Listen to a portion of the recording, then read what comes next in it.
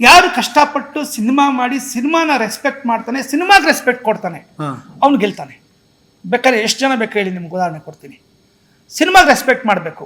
ನೀವು ಸಿನಿಮಾಗೆ ರೆಸ್ಪೆಕ್ಟ್ ಮಾಡಿ, ನೀವು ಮಾಡೋ ಕೆಲಸ ಏನೇ ಆಗಿರಲಿ ಸರ್, ಅದಕ್ಕೆ ರೆಸ್ಪೆಕ್ಟ್ ಮಾಡಿ ಸರ್. ನಿಮ್ಮ ಕೆಲಸ ತಂದುಕೊಡುತ್ತೆ ಗೌರವನ. ನೀವೆಲ್ಲೇ ಗೌರವ ತಂದುಕೊಡುತ್ತೆ, ನಿಮ್ಮ ಬಗ್ಗೆ ಮಾತಾಡುತ್ತದು. ಆಮೇಲೆ ನಾನು ಕೆಲವ್ರು ನೋಡಿದ್ದೀನಿ ಸರ್, ನನ್ನ ಕೆಲಸ ಮಾಡೋದು ನೋಡ್ತಿಲ್ಲ, ನಾನು ಆ್ಯಕ್ಟ್ ಮಾಡೋದು ನೋಡ್ತಿಲ್ಲ, ನಾನು ಇದು ಮಾಡೋದು ನೋಡ್ತಿಲ್ಲ. ಯಾರು ನೋಡ್ತಾರೋ ಬಿಡ್ತಾರೋ, ಆ ಕಲಾ ಸರಸ್ವತಿ ನೋಡ್ತಾ ಇರ್ತಾಳೆ, ಕೆಲಸ ಮಾಡ್ತಾಯಿರು.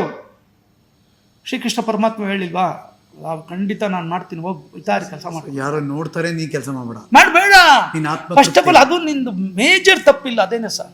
ಆಮೇಲೆ ಪ್ರೊಡ್ಯೂಸರ್ಸ್ಗಳಿಗೆ ರೆಸ್ಪೆಕ್ಟ್ ಮಾಡಲ್ಲ. ಪ್ರೊಡ್ಯೂಸರ್ಸ್ಗಳು ಕೆಲವರು ಸಿನಿಮಾ ರೆಸ್ಪೆಕ್ಟ್ ಮಾಡಲ್ಲ, ಬಿಸ್ನೆಸ್ ಅಂತ ತಿಳ್ಕೊಂಬಿಟ್ಟಿದ್ದಾರೆ. ಅದು ತುಂಬ ತಪ್ಪು ಸರ್.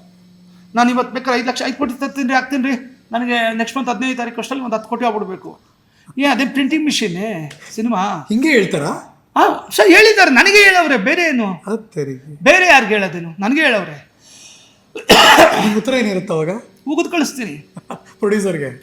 ನಾನು ಯಾರನ್ನೂ ಕೇರ್ ಮಾಡಲ್ಲ ಸರ್, ಯಾರನ್ನೂ ಕೇರ್ ಮಾಡಲ್ಲ. ನನಗೆ ಬಿಸ್ನೆಸ್ಗೋಸ್ಕರ ಸಿನಿಮಾ ಮಾಡಬೇಡಿ, ಸಿನಿಮಾ ಮಾಡಿ ಇಂಡಸ್ಟ್ರಿಗೋಸ್ಕರ, ಕಲಾವಿದರು ಕರ್ಕೊಂಬನ್ನಿ. ಏಕೆಂದರೆ ಸರ್, ಮುಂದೆ ಬರುವ ನಿರ್ದೇಶಕರುಗಳಿಗೆ ಕಲಾವಿದರು ಬೇಕು, ಮುಂದೆ ಹುಟ್ಟೋ ಕಲಾವಿದರುಗಳಿಗೆ ನಿರ್ದೇಶಕರುಗಳು ಬೇಕು, ರೈಟರ್ಸ್ ಬೇಕು. ಇವ್ರನ್ನ ತರೋದು ಯಾವಾಗ, ನಾವು ಯಾವಾಗ ಹುಟ್ಟಾಕೋದು ಯಾವಾಗ ಅವ್ರಿಗೆ?